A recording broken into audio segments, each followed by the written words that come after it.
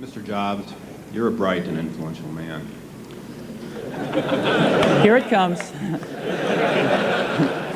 It's sad and clear that on several counts you've discussed, you don't know what you're talking about. I would like, for example, for you to express in clear terms how, say, Java, in any of its incarnations, addresses the ideas embodied in OpenDoc. And when you're finished with that, perhaps you could tell us what you personally have been doing for the last 7 years.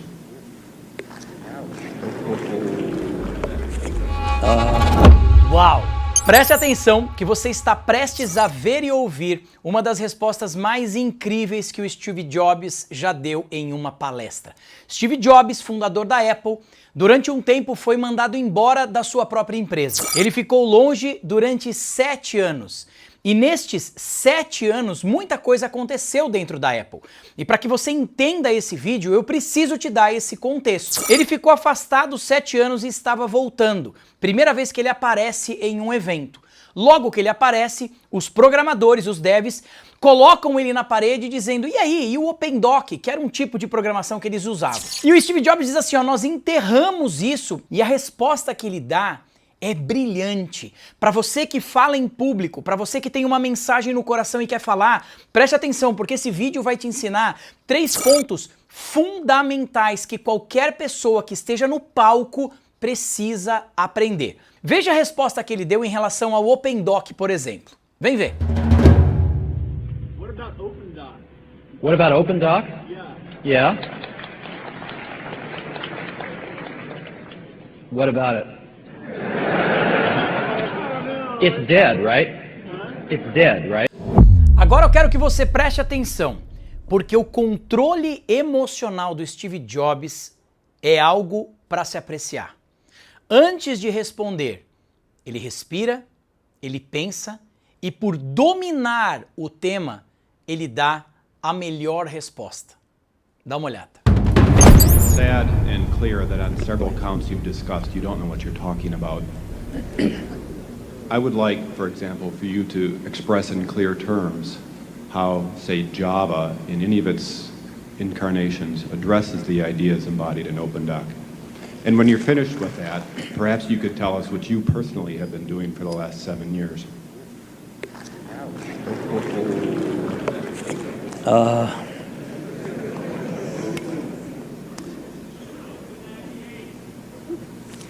You know, you can please some of the people some of the time, but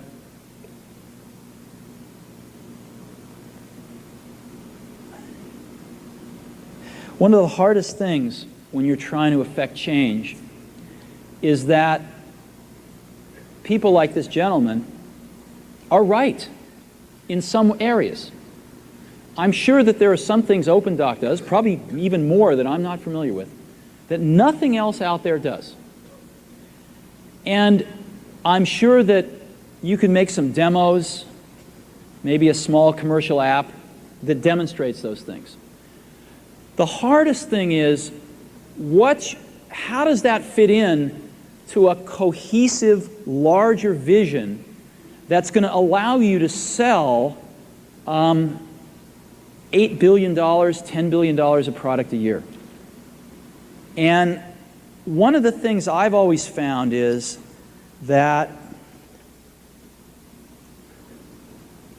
you've got to start with the customer experience and work backwards to the technology.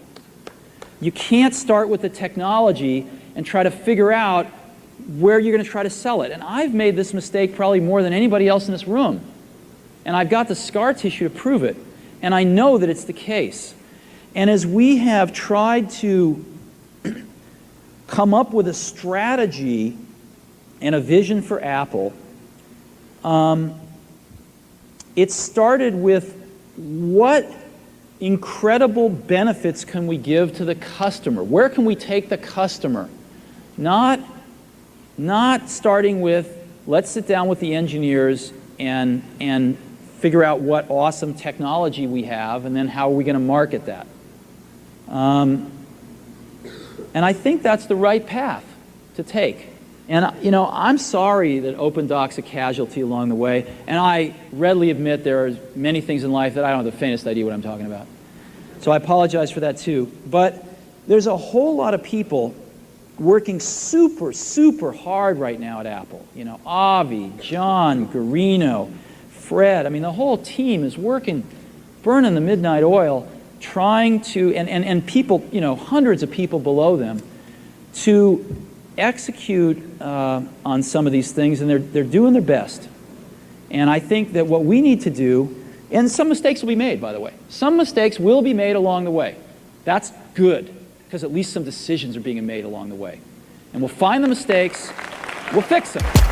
Existem muitos aprendizados nesse vídeo, mas eu separei 3 pontos principais que vão ajudar você a subir no palco e estar fortalecido emocionalmente para comunicar a sua mensagem. 1. Comece sempre pela experiência do usuário. Assim como Steve Jobs apresentou essa questão, eu quero trazer essa reflexão para você. Às vezes, você sabe muito, você conhece muito e você quer levar ali em 30 minutos, em 1 hora, um conteúdo extremamente pesado. Pense em quem vai te assistir. Conte a sua história, conte a superação, conte suas vitórias, conte os seus desafios. As pessoas querem uma experiência contigo. A palestra serve para que você se aproxime das pessoas, não para que você leve um conteúdo extremamente arrojado. 2. A maioria dos palestrantes não tem muito controle emocional para quando recebem uma pergunta como essa, ou para uma brincadeira, ou para uma pergunta fora de contexto. Para isso, você precisa parar, pensar e aí responder, para que você não responda na impulsividade e dê uma resposta agressiva para alguém. E não pense que isso não pode acontecer com você. E o terceiro ponto é: você vai errar. Esteja preparado para esse feedback negativo, para os feedbacks positivos. Aprenda a processar essa informação, para que na próxima palestra você não cometa o mesmo erro. Lembre-se que para comunicar bem, você precisa aprender a ouvir. E se esse assunto te interessa, vai lá no meu Instagram, porque diariamente eu coloco conteúdos a respeito disso lá. Criatividade, inovação, comunicação. Se esse assunto te interessa, eu espero você lá.